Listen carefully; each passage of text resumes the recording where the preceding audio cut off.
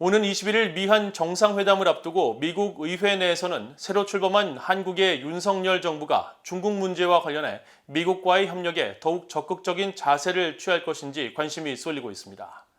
한국의 새 정부가 들어서면서 이번 정상회담은 인도태평양 영내 문제를 다루는 데 있어 중요한 변곡점이 될 수 있다는 기대가 큽니다. 이조은 기자가 보도합니다.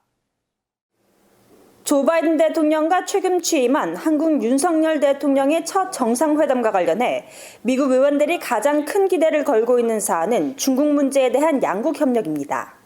공화당의 마르코 루비오 상원 의원은 최근 VOA에 이번 정상회담과 관련해 한국 윤석열 대통령이 중국 공산당에 대한 정책 재평가에 대해 고무적인 말을 했다며 새 한국 정부의 대중정책 기조 변화에 대한 기대감을 표했습니다.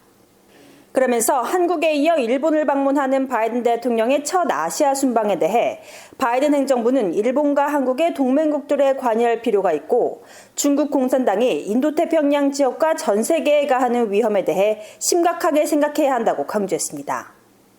바이든 행정부가 글로벌 공급망 강화를 위해 추진하고 있는 인도태평양 경제 프레임워크 IPEF 출범 여부도 중국 견제라는 맥락에서 의원들이 주시하고 있는 사안입니다.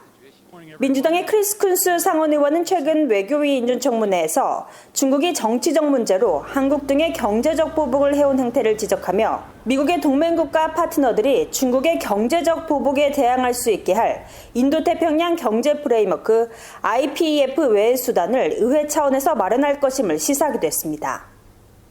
Would you be willing to work with me and others on this committee as we try and develop other tools in addition to the Indo-Pacific Economic Framework to help our allies and partners stand up to economic bullying? 중국은 물론 북한 문제를 비롯한 영내 과제를 효과적으로 다루기 위해 경색된 한일 관계가 이번 정상회담을 계기로 한층 개선될 수 있을지도 주요 관심사입니다. 공화당의 앤 와그너 하원 의원은 지난 12일 청문회에서 한국의 새 윤석열 정부는 지난 수년간 극도로 경색됐던 일본과의 관계를 개선하는 데 관심이 있는 것 같다며 한일 관계에 진정한 진정이 있도록 독려하는 미국의 역할이 필요하다고 강조했습니다.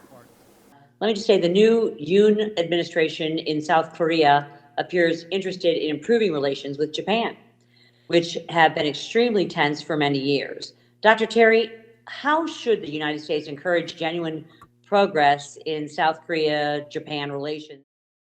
지난해 1월 취임 후 처음으로 아시아를 방문하는 바이든 대통령은 오는 20일에서 24일 한국과 일본을 방문하며 21일 한국에 이어 23일 일본에서도 정상회담을 갖습니다.